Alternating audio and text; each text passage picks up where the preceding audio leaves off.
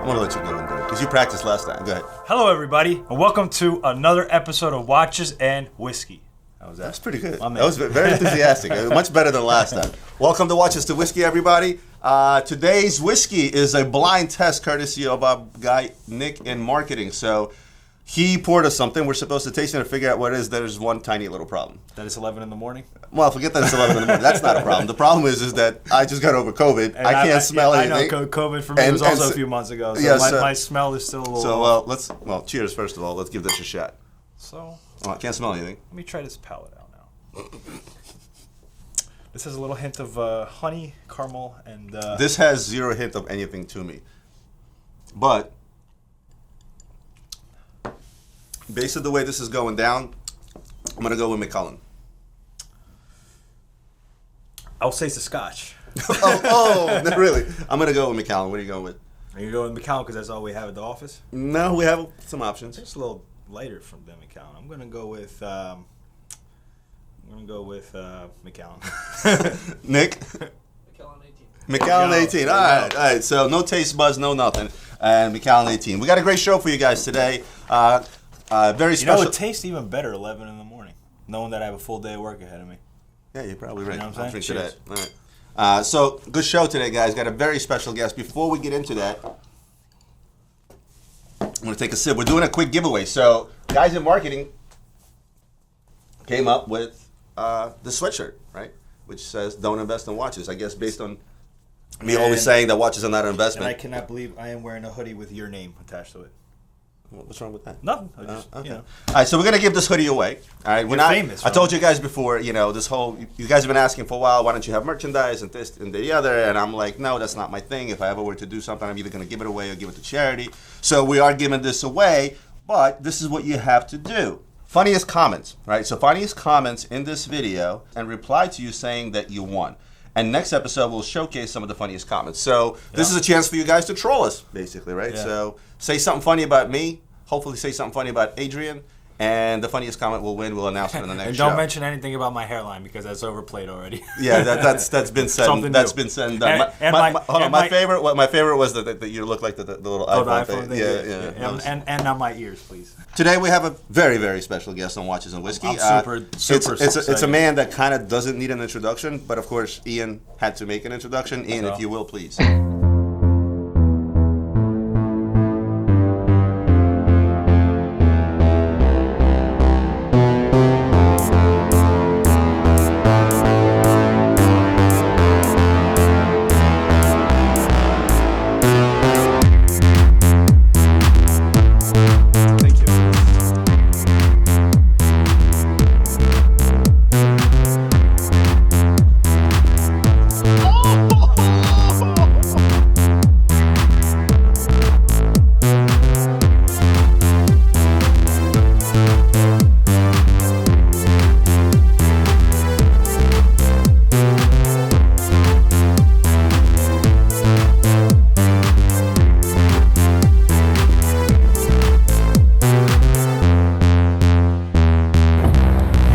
Yes, ladies and gentlemen, we have Anish Bhatt on Zoom with us, the man, the legend, man with many names and many titles, but we know him as the king of watches on social media, WatchAnish. WatchAnish. At WatchAnish. Welcome, Anish. How are you, bro? Thank you. I'm good. How are you guys? Let's pour a drink, because this is Watches and Whiskey. So. Yeah.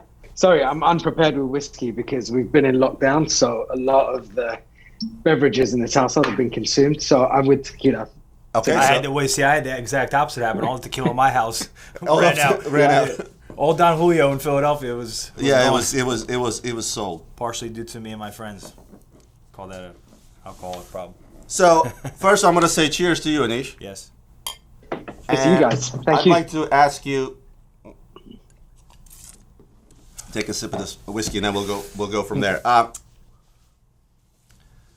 Look, we all admire your work. I can't think of anyone out there that's in the space, whether he's a watch dealer, a watch collector, a marketer, an influencer, or whatever else, that doesn't appreciate what you have done for the industry overall. You sort of revolutionized it. My question to you is, how do you go from studying chemistry and biology in Manchester, right, and go into the fashion industry and then end up being like the biggest name in the watch world? I mean, it's like, completely out of left field. How does that happen? I mean, like, I studied at university. Like, I think I arrived there in 1999. So, and it was actually when I was there that I started becoming interested in watches. But from the point of view of someone that I guess just was fascinated, you know, I was intrigued by the way that watches at that time, especially when I was looking at stuff and realizing that, you know, these really old Rolexes and Pateks are selling for crazy money at auction, and something like that really fascinated me. So I started learning and reading, and I mean, these are the days, obviously, before social media really, really took off. I think Facebook had just kind of started up around then. So what I was doing was going on to a lot of the watch forums, which was like the equivalent of what our social media communities are now, places like Time Zone and What You Seek and all of these type of places. And learning a lot, you know, there were some great knowledgeable people on there, really, really cool, interesting discussions. And for me, it was something I was really, really interested. The more I read, the more I learned, the more I became interested, the more I fell in love with it. And it took me probably 3-4 years to save up for my first watch at that point. And then as I left university and started working, I was saving money, and I was, you know, buying what I could afford at that time. And that was really the beginning of my journey. This was, you know, 20 something years ago now. You know, it's funny you mentioned Time Zone and What You Seek. I mean, those are names that are pretty near and dear to my heart, because that happened around the time I started in this industry about 20 years ago. And that, well, you know, Time Zone and What You Seek, they were kind of a big deal back then. I mean, they were the equivalent of, you know, your Instagram page, more or less. I have another question for you. I know you're a very humble guy, but you do have close to 2 million followers on Instagram alone, outside of everything else that you do. Now, it makes you a celebrity in your own right. I know you also work with a lot of celebrities, and you work with a lot of brands directly. If there were to be one brand today that you haven't worked with thus far directly, what brand would that be, and why? It's tough to say. You know, the thing is, like, for me, I don't really measure success on the brands that we worked with or that we have worked with. You know, for me, I'm lucky in that I managed to do something that was a passion and turn it into a business, and we hired amazing people. We made amazing partnerships, and it's not just me. You know, I have a full team of people that work with me, and I don't really have a list, or I don't really have like, okay, this is the brand that I want us to work with, because we do really, really good projects. You know, like in the beginning, it was like, hey, you know, if I could work with Rolex, or I could work with Lamborghini, or I could work with, you know, XYZ. That was, you know, in the early days, oh, that would be so cool. And we've done that, you know, and we have those people as clients, and we've done a number of projects with brands like that. So it's not really anymore about really, do I want to work with this brand or work with this brand? I just want to do really cool, engaging stuff. And the media space in the watch sector changes very quickly, you know, and I think it's important to keep evolving and keep taking ideas from other industries and bringing those in to keep people interested, and more importantly, to bring more people into falling in love with watches the way that we have, because that was always my goal. Is it wasn't to teach people that probably knew more than me. You know, when we were talking back on these forums, and we're talking about people that have been collecting a lot longer than I have, or people that have, you know, more watches or have learned more than me. You know, I'm not the bastion of knowledge, but really the driving goal for me was always, as a young person at that time, learning about watches. I was always talking with people that were like double my age. And I wanted to talk to people who were like, you know, mid-20s, and explain to them why a Patek or a RM or a De Bethune or, you know, a 6263 Sigma dial was so cool. And at that time, there wasn't anyone at that age that could understand that. And it was my goal to talk to people that wouldn't have been interested in watches and bring them into this sphere, I should say, to fall in love with it the way that I did. You know, it's funny you say that, because as long as I've been doing this, and again, going on 20 years now, it's gotten to a point where I've always tried to do the same thing. I've always tried to educate the consumer first and foremost. It was never about the hard sell. It was never about trying to sell anyone anything. It was about to educate them and potentially, like you said, make them fall in love. How about if there was one celebrity, obviously besides me, one celebrity that you had a chance to work with, that you would love to work with side by side doing the creative content that you do? I mean, I admire a lot of people, you know, I creatively, especially, you know, I watch a lot of filmmaking, a lot of behind the scenes, a lot of producers. I mean, in terms of social media, like, I think if we look like just it's something that's really now, I think you have to look at someone like Will Smith, who came into social media like really late in the game in terms of like Hollywood celebrities, but he came in and really was like, I'm going to make like crazy content. I'm going to hire like these guys to work with me who are really amazing in their own right. And then he blew up like so fast because he invested in communicating in that way, in a way that people really understand nowadays. And Will Smith as a brand, pre-social media, was obviously extremely strong, but now because of his social media presence, he's 10x'd himself even further.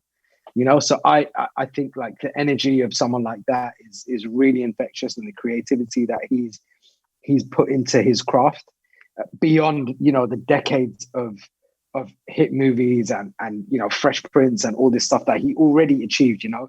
And for most people, that's enough. You know, he probably made enough money to like be able to sit in his house and put his feet up and do nothing, but he's driven and he's really reinvented himself in some capacity, and I would really love to meet him for those type of reasons.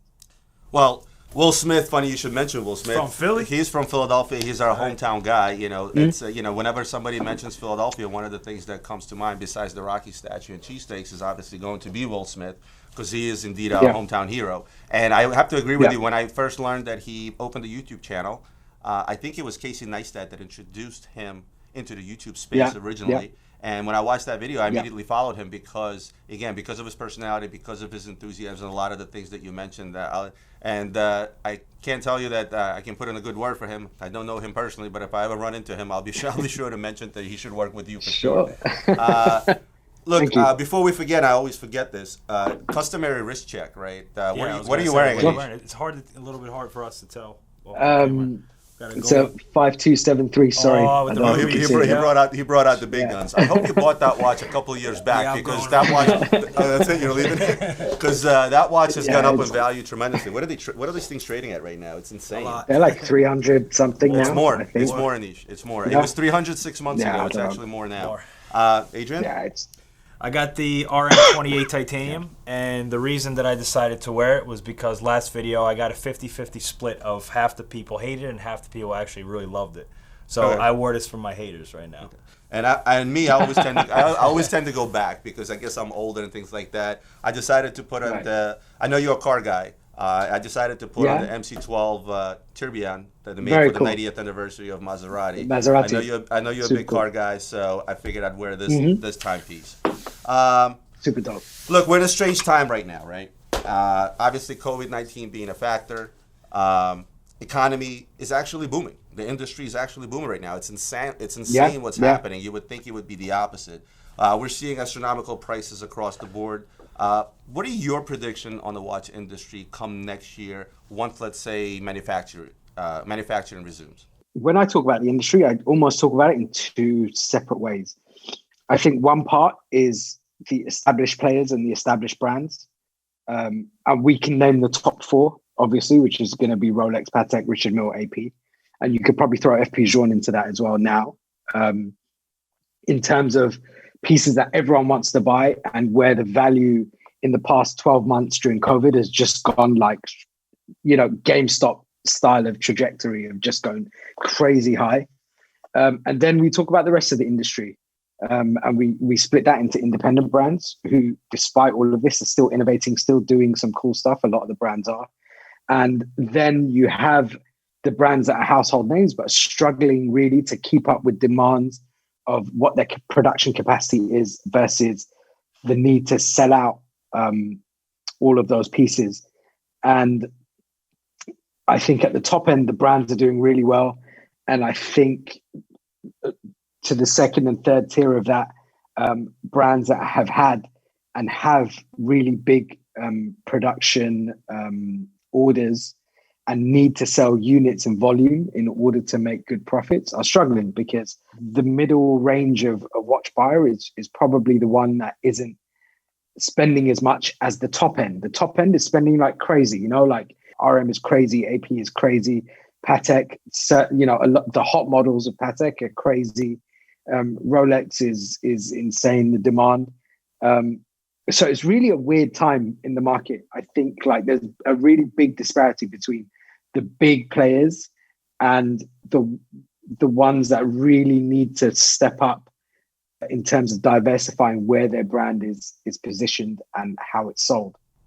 But it's surprising, you know, because everyone expected all the prices to plummet. Everyone expected, you know, okay, you're gonna get APs now at retail price finally, or you might even be able to pick up a Nautilus at like only, you know, 40% over retail price instead of like 3x. But it's not been the case. There's huge demand for it, and whereas people aren't traveling, they're not spending money on travel, not spending money on holidays. So we all have this need to consume, and people have been buying those hot models like crazy. It's actually embarrassing to invite anybody into my vault because stuff goes in so fast and goes out so fast, it doesn't even have a chance to park. That's how hot the market is. I think it's a combination of the fact that, listen, all the markets are doing well. You got gold up, you got Bitcoin up, you got the stock markets are up all over the place.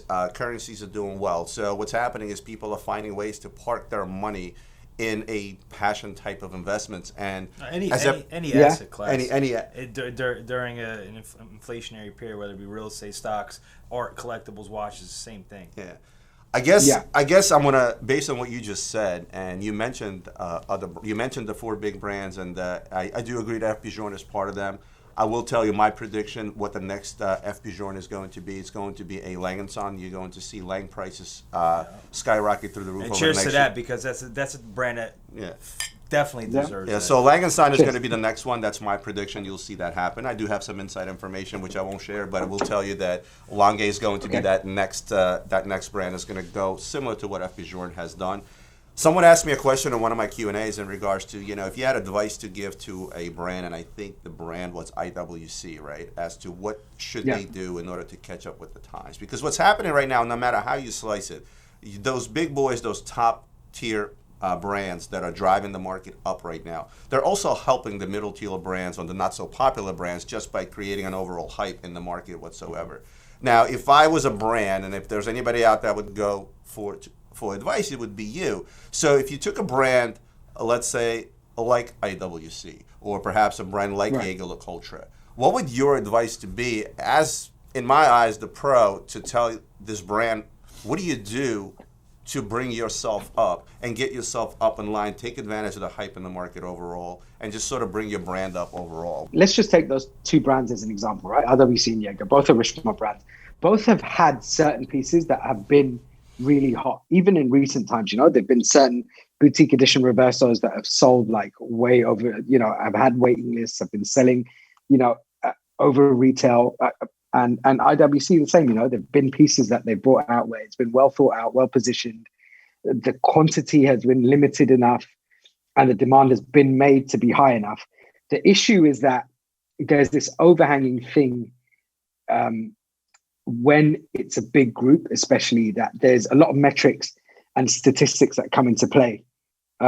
If you notice the big brands that we speak about, when we talk about Rolex, we talk about Patek, we talk about RM, we talk about AP, and we talk about Journe. Only Journe is the one that has a group like Chanel owning 20%, or I don't know if that's increased slightly, but the rest are all independent, right? So in terms of the numbers that they need to produce, you know, it's much more, they can take a step and say, hey, we don't want to increase capacity. We want to increase residual value of the product.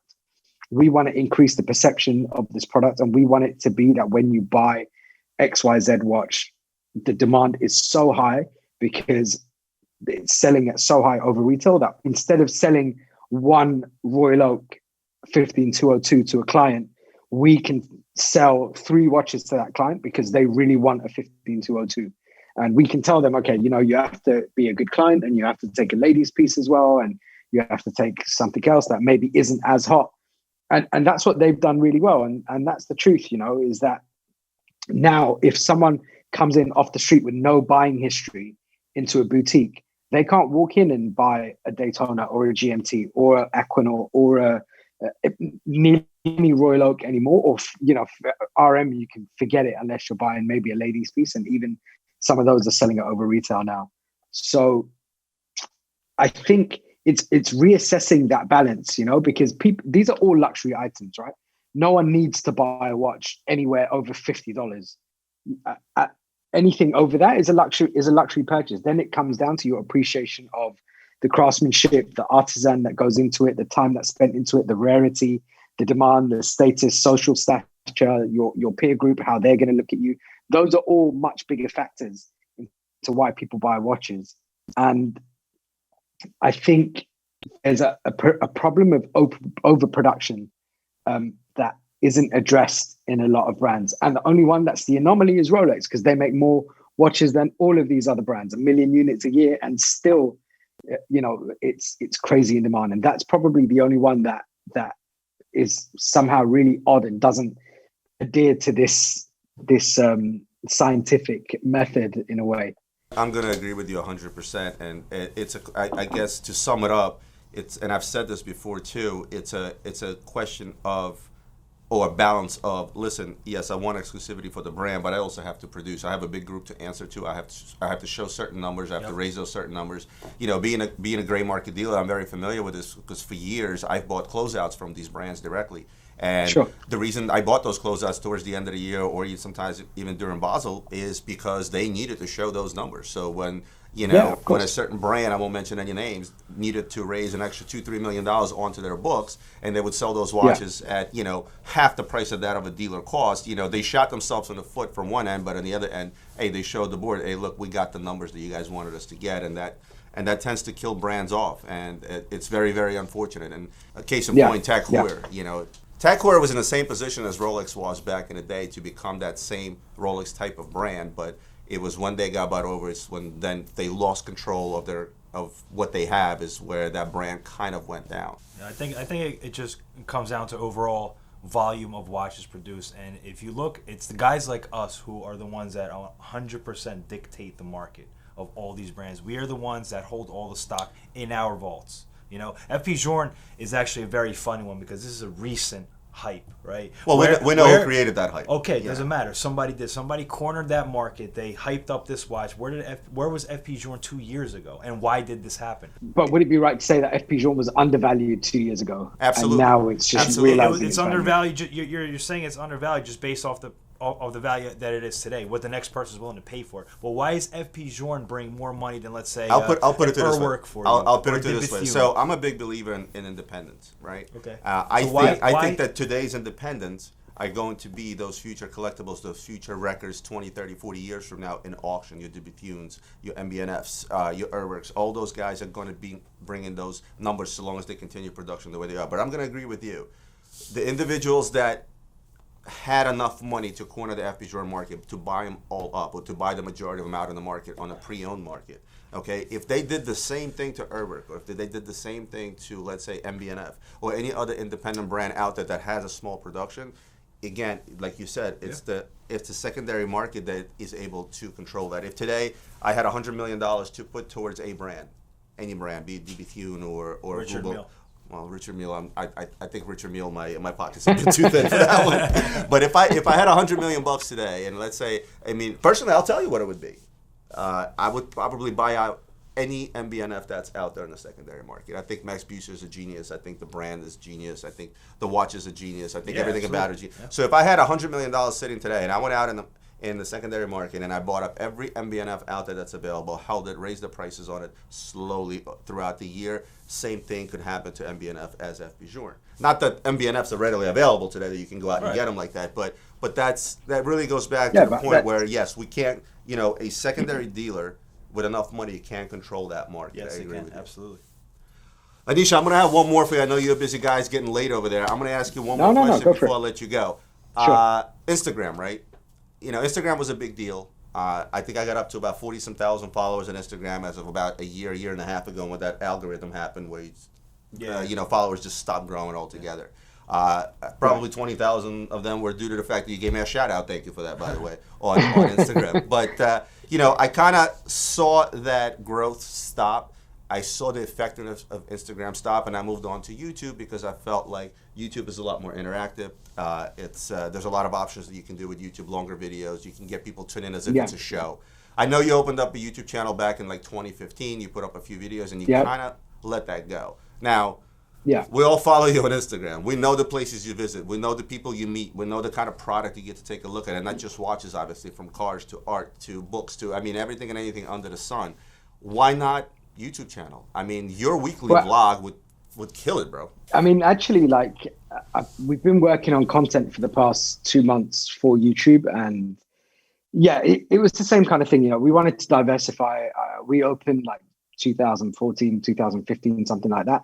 But really, Instagram was so strong that there just wasn't time, and probably there wasn't a need to diversify at that point. Having said that, it was an oversight on our part because we should have done. And YouTube searchability is a lot greater. I think it's a different behavior for a YouTube consumer to an Instagram consumer because the attention span seems a lot longer. It's not like 30 seconds or 1 minute. It's like, I think 5, 6, 7, 10 minutes of video is very easily digestible on YouTube as a platform. What I didn't want to do is regurgitate a lot of the content that we already have on Instagram and just do the same thing on YouTube. What we're lucky enough to have done is we have 10 years worth of content that we've made, so we repurpose some of that. But really now, it's to make specific content for YouTube as a platform. But always we have to spin it and do it in our own way, because there's like it was on Instagram. I wasn't the first person talking about watches on Instagram. There were people there before me, but we did it in a way that no one had really done before. And I kind of want to do that with YouTube as well, is bring a different element to storytelling in the watch world. And then by association, all the other stuff we do in terms of travel and planes and houses and cars and whatever other interesting, cool stuff there is. So that's the goal. And hopefully within the next 2 weeks, we will relaunch the channel with some really good, cool content, and you'll see the direction that's going to go in. I'm coming to London for a vlog for sure. At 100%. Yeah, or please. Dubai. Or I Dubai. know you spend a lot of time anywhere. in Dubai. Hey, we can go anywhere you want. I'm happy to get on a plane. I feel like just one quick point. I feel like Instagram for your purposes has basically it's hit. I feel like it's hit the peak, right? You can get a few more followers. There's only so much more that you can do with Instagram, and I think you absolutely killed it on Instagram. What do you think is next? I think really now it's making either short format content, very short format content, which is going to be Instagram/TikTok type of stuff, which is 30 seconds to a minute long, clever in terms of editing and in terms of quick messages and cool videography. I think video is becoming a lot stronger than photography right now in terms of the engagement that it gets. And then you have Clubhouse, which has taken off, which is this audio only type of, I guess, a chat room in a way, I guess, if that's how you describe it. But I've had a few interesting discussions on there, and it seems to be a platform that's taken off really quickly. And then I think, YouTube is extremely strong in terms of longer format storytelling. So I don't think there's going to be one single platform to concentrate on, but I think to invest across all the channels is where you're going to see the most benefit. And really, even though the growth on Instagram has slowed down, the consumer is still there.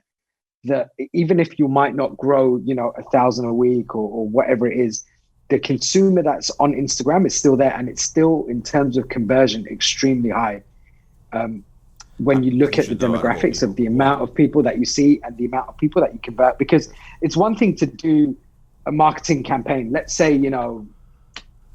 I'm a brand that makes hand sanitizer and I want to go and find influencers to promote this. It's one thing to work with an influencer that has good engagement and has lots of comments, but at the end, if the conversion isn't good, it doesn't really matter. And it's not the engagement that matters. It's the conversion. It's the conversion of how many people are seeing something and then going to make a purchase on that item. And that is really the measurable that brands need to look at and really need to spend time to research, because that's a clear A to B in terms of ROI. That's how, I only have 14,000 followers, where in the big scheme of things for the watch players, it's really nothing. But I'm not that active. Where Instagram was great for me was, I think I started in 2012 or 2013. I met a lot of people today. That's what basically, took me to the next level in terms of. Yeah. With me, it's I see instant reward, right? So for those followers that I do have, I'll put something up and my DMs start blowing up. Oh, I want this. I've made posts where I literally put up like a really hot watch and I said, DM blowing up in 3, 2, 1, and that's exactly what happened. So it is effective in the way you just explained it, where you do see this direct return, so almost instantaneously with Instagram. So it's not something that's ever going to go away. It's something that we're always going to use. I think that there's not going to be a platform out there that can replace that instant gratification that you get with Instagram. I got one more question for him before I let him go. I have to know. We coined a term, I think, on this channel, which I've been getting a lot of feedback. Grailable. Yes. What are your 3 grailable watches, whether you own them now or wish to own in the future? I have to know. That list probably changes every day. I know. It's the same Today, thing. February 9th, 2021. I got to know. At one point, I was discussing with Jean to do a very special dial tourbillon sovereign in a different material as a not a unique piece, but one of 2, and with a very good friend of mine who's going to take the other one. And that, if it ever comes to fruition, I love Jean. I love what he does. I love, his way of being and his innovation, yes, but also as a person. People will say what they want, but he's extremely talented as a living modern day watchmaker. And I love what he does. So it's got to be some kind of Jean complication, high-end complication. 2 has to be something vintage, probably a 6265 or 6263 yellow gold with Kanjar dial. So, I love yellow gold vintage Daytonas, and probably for me, the ultimate dial to have in one of those would be one of the Oman ones. God, what would be the last choice? Probably a 5208. It's kind of like the ultimate one. That's his. That's one of my girls. Yeah. Funny you should mention Kanjar dials.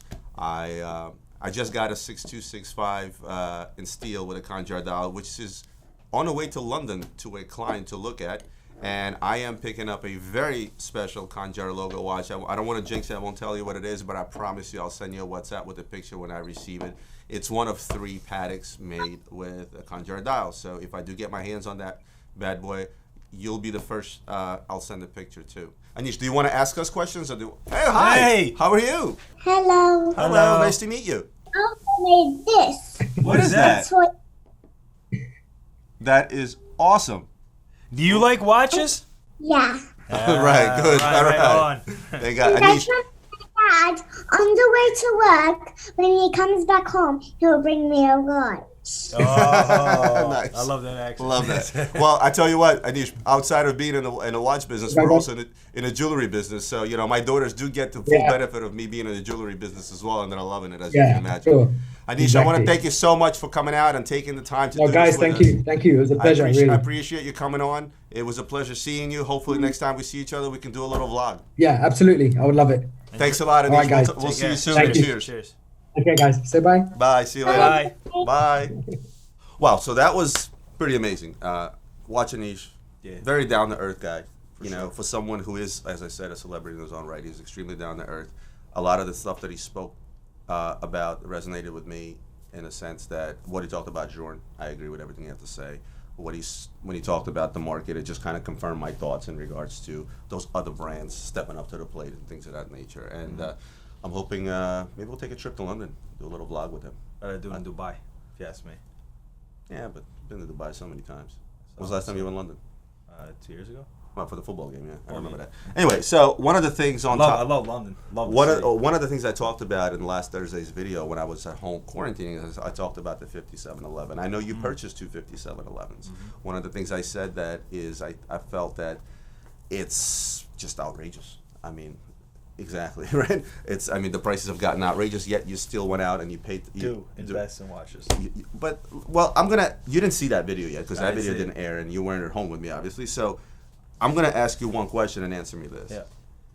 What happens when a 6711 comes out or whatever the new model might be? So in a perfect world, assuming the 6711 came out tomorrow, because when it all boils down, we don't know what's going to happen with the global economy by the time the 6711 does come out, which I would assume things will be okay still, but there is a difficult period that most economists say is coming up. So not that it's going to really affect the premium of 6711 or 5711, but it's hard to gauge in the future what it will be. So assuming it came out today, right, I would say that there would be a dip in the 5711 momentarily. I think there would be a dip because we saw this happen. There's no better way to really foresee the future than to look at the past. Let's just use the Submariner as an example. They came out with the 41 millimeter, both the Hermit and the new Submariner. So when they first came out, huge premium right off the bat. People kind of put the 40s on the back burner. And then within about a month, very short amount of time, they kind of came back. They're a little bit less than the 41s, but they still... Actually, no, Hulks are more than Hermits, right. but it's a different dial. But they came down and they kind of came back right up with it. I think the same thing will happen. We also don't know the aesthetics behind the 6711. I hear that... Well, we don't know if there's going to be one. Well, I heard that there's going to be one with maybe like a slightly different hue of dial color. And I also heard that they're not putting a date on there, which I really don't like, but, who really cares what I think. Listen, this is all hearsay. We don't really know what's going to happen with the new 5711. Plus, I think they're upping the case size. Again, this is all so speculation. for somebody out there that technically missed the bus, right? So go back 2 months. It's a $60,000 to $70,000 watch, depending on condition. Now we're at $100,000. Yeah, I mean, plus on brand new ones. I actually had a friend. He had a brand new 2020 5711 blue that he was trying to sell. Man, maybe 3 months he was trying to get $78,000 for it, and it was pretty much market, maybe a little bit above. He's finally sold it. Somebody took it off his hands. And it goes up to 110. 1 week later, they discontinued That's it, insane. and the thing went to 110. That's He's insane. like, my God. Next segment, I want to compare watches to cars. This is all you, bro. The first car on here, really, guys? He's kind of young for this. 1994 BMW E30 M3. E30 M3. I don't think they had an E30 in 1994. I think it's an E36, and correct me if I'm wrong, but regardless of the fact, I mean, I know E36 was actually the first time the M3 made a sedan. It was either coupe or convertible, I believe, and that's the first year that they made a sedan. When I look at it like an M3 today, I think it's a cool car. I think it's sporty, it's fast, nothing really special. I think actually the old M3s are more special. I would probably compare it to a pre-ceramic sub because it's just like forever cool, nothing crazy special. So I'm going to say pre-ceramic sub. I like that comparison. How about a 2021 Audi R8? Ooh. That's a tough one because I really, my buddy has an R8 V10 Plus, and it's just a badass car. I mean, sounds, got a naturally aspirated engine, sounds great. Those things just tank in price, right? So we got to look at something that looks great from a great brand overall, sounds great, performs great, but tanks in price. So what do you got? I'm probably going to go with like an offshore brick because, again, great company. It's flashy, full gold piece, you know what I mean? Loud, kind of like an R8. And, I mean, now it holds better value than it did, but I would say like an AP brick. 2019 Tesla Model S. And we're talking about a car guy here, so obviously he's not going to be a big fan of the electric golf cars. Although my wife drives a Model X, I call it the bonafide golf cart. Give me a watch. I love Elon Musk. Tesla Model S is about as impressive as I'm going to go with the current Rolex Submariner. Nah, I'm going to disagree on that one. I'm going to compare the Tesla Model S to either the Hublot soccer electronic watch or the Tag Heuer electronic golf watch. So you're going like function. Oh, okay. I mean, I'm not going any which way of it. It's like the first thing that popped in my head is the Tag Heuer golf watch, the smartwatch that they have. Okay, Apple Watch, because that car pretty much smokes anything off the line for like a short period. We're getting better here. Ready? What? Now we're on to one of your favorites, McLaren 720S. You see, that's. I mean, I know you're biased because that's like your car. But it's funny. It was my car. It was until I drove it. Until you decided to have the Tesla. No, no. So I took McLaren 720S was like one of my grailable cars, and then I rented it in Miami, and performance was just violent. I mean, that car is just stupid fast. It sounds okay and looks. You took it on the track, right? I didn't, which was a big mistake. I was like, Miami, all these supercars, people have it. There's nowhere to drive a freaking supercar in Miami. They're they're going like 5 miles an hour down Collins just to turn heads. That car turns heads. That car is violently fast, but I think it's a piece of shit. Driving it, it was like it made all these weird sounds, and I've also heard historically that the engineering behind it or the technology behind it breaks down a lot, Really? and they don't hold great value. We could go GMT concept. Okay. Badass look, functionality. If you want to compare it to, it's sick. Drops in value. Yeah, it's crazy. Every time they come out with concepts, they're high out at the gate and then they slowly drop back down. Yeah, I'll go with that one. 2018 Bugatti Chiron. Woo! What do you got? Oh man. Well, I know what I got for that one. So I'm not going to compare that to a Jacob Bugatti because I think this car is far more special than a Jacob Bugatti. Excuse me, Jacob. I mean, the watch itself is great. It's a really cool watch. Yeah.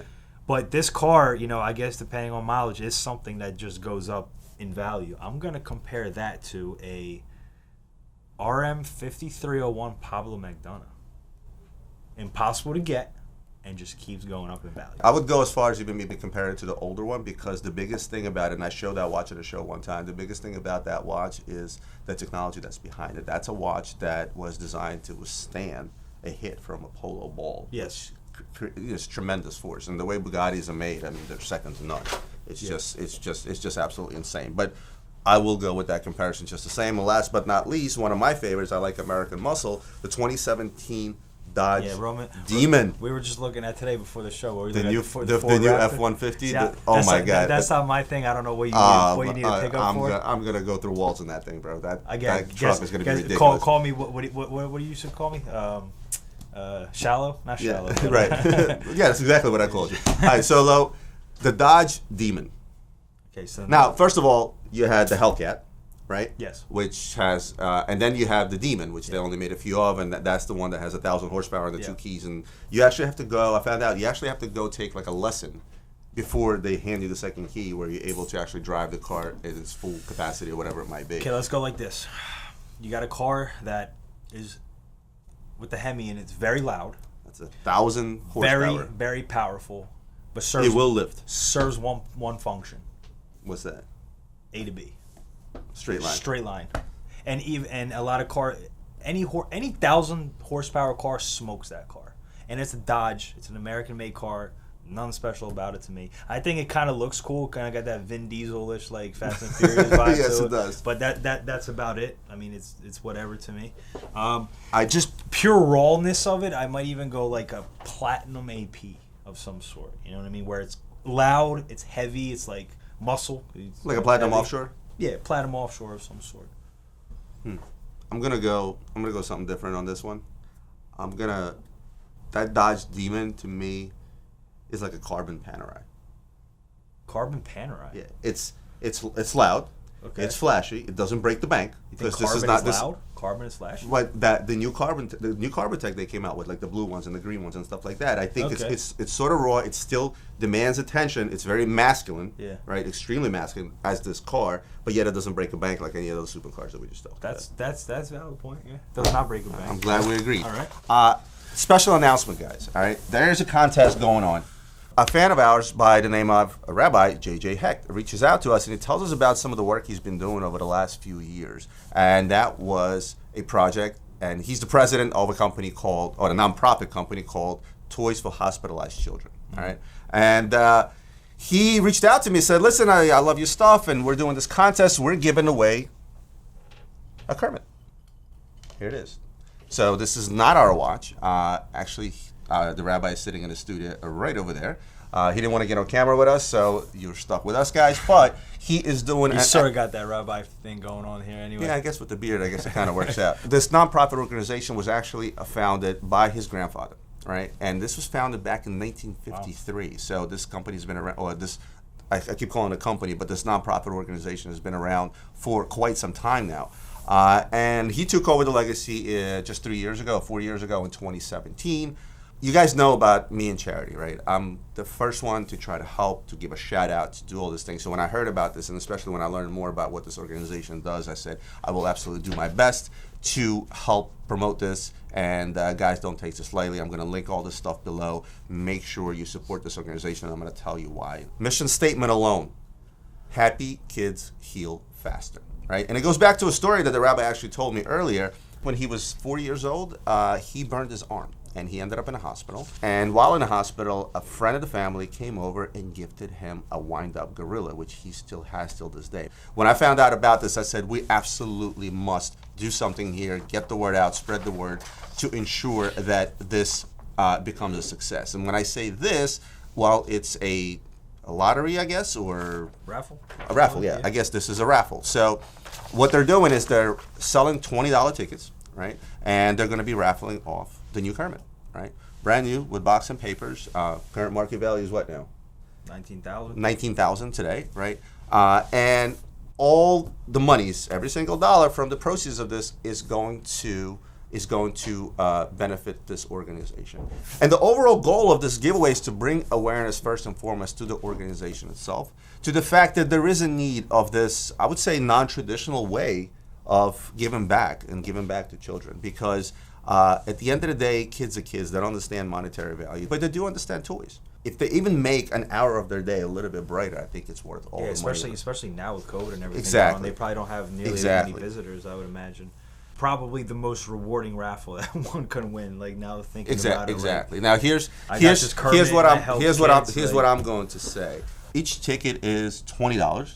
I am going to commit to buying $1,000 worth of tickets on air today, and not only that, I'm also going to commit to the fact that if by some odd chance, because I am pretty lucky, by some odd chance he wins all types of raffles. I've seen it happen. When it comes to raffles, I'm like super lucky. You and my brother, yes. Somehow. So if somehow by chance, I'm going to take $1,000 worth of these raffle tickets. I'm going to give them to all the employees in Luxury Bazaar. I'll keep a few. I'll even give you a couple.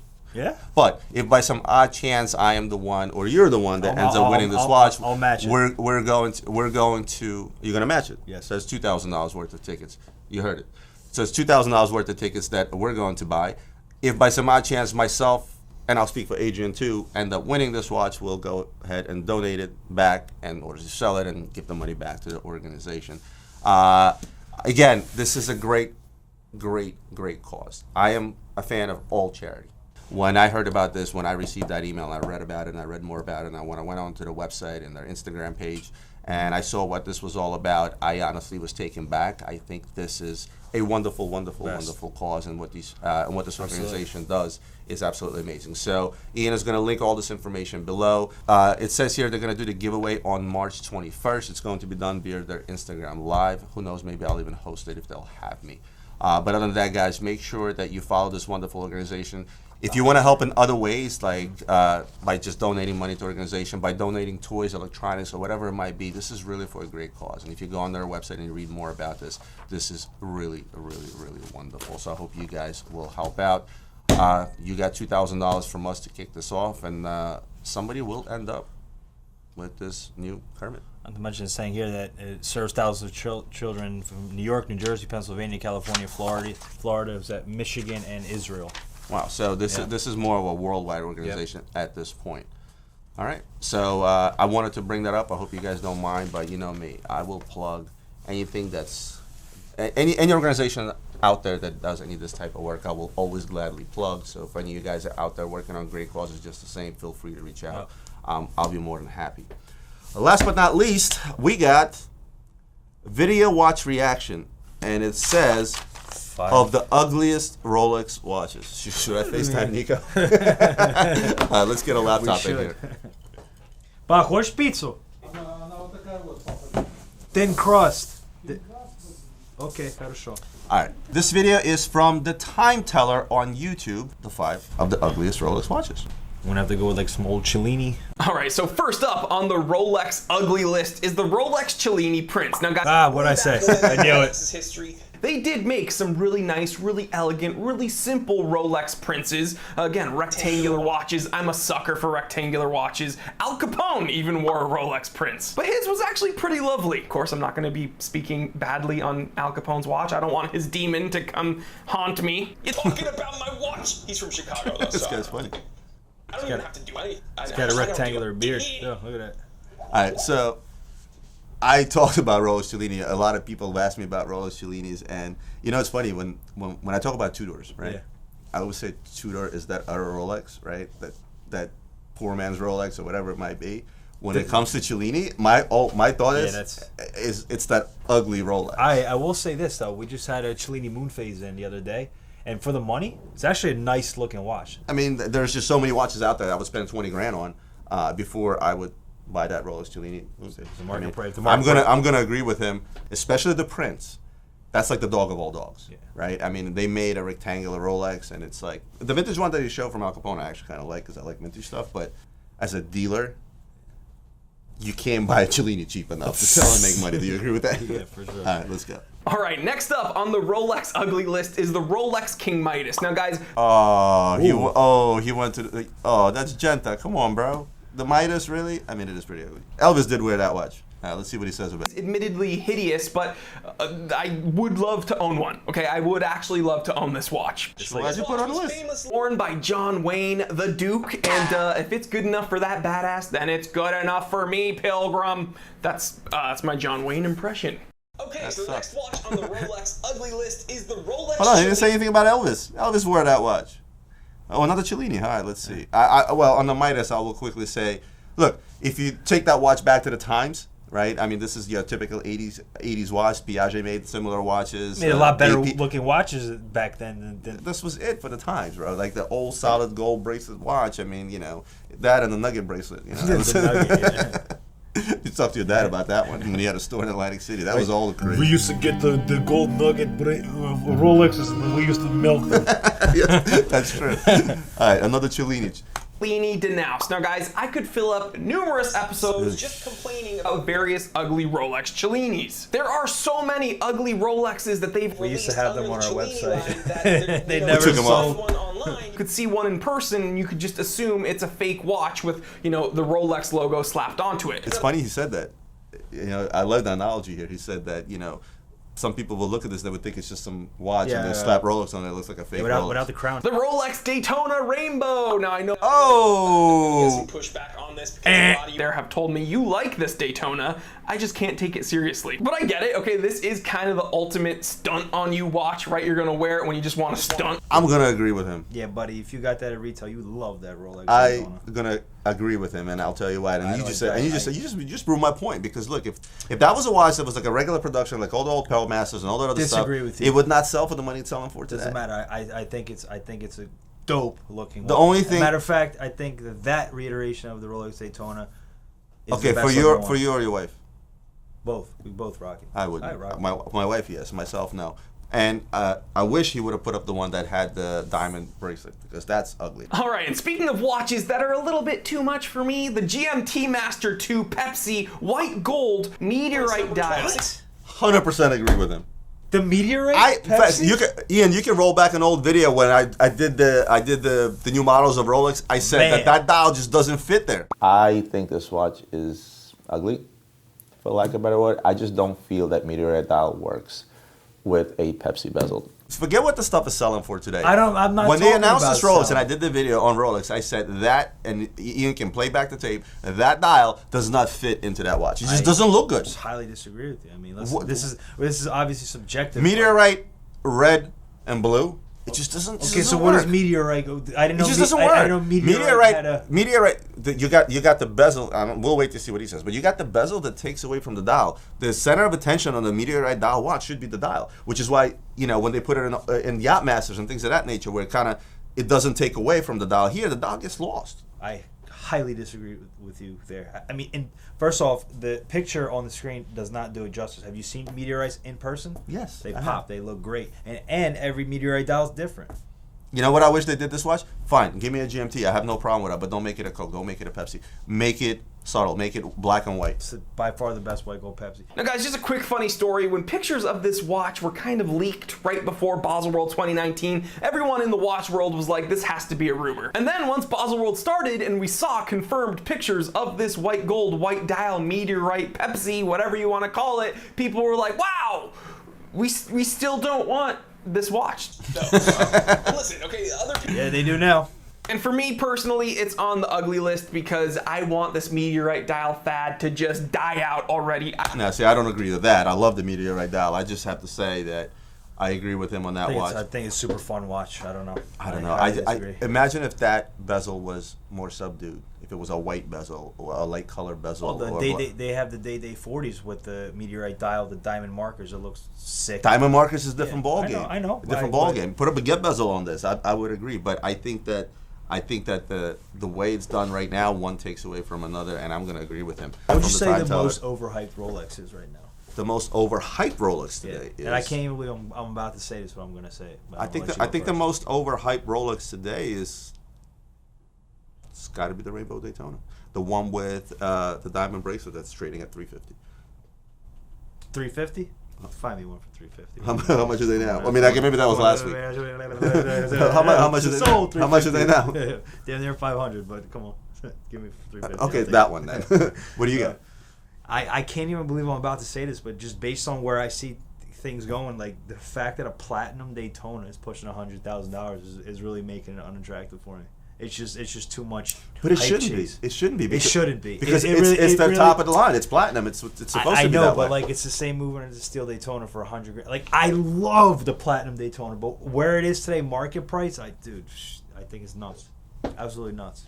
Can you find me one for 75? No, I can't. Well, guys, that's it for us for today. I hope you enjoyed today's episode. If the one thing I want you to take away from this episode is to go out and buy those raffle tickets, it's for a great cause. I was very happy that I was honored that we were reached out to for this, to promote this. And it's for such a great cause. If you don't do anything, in the very least, go to the website and read about what these people do and what kind of work they do for children. That's very, very important.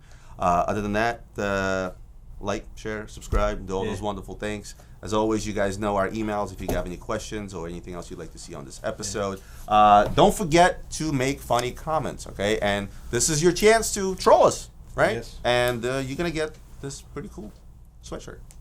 Don't invest in watches. Roman Sharf. All right?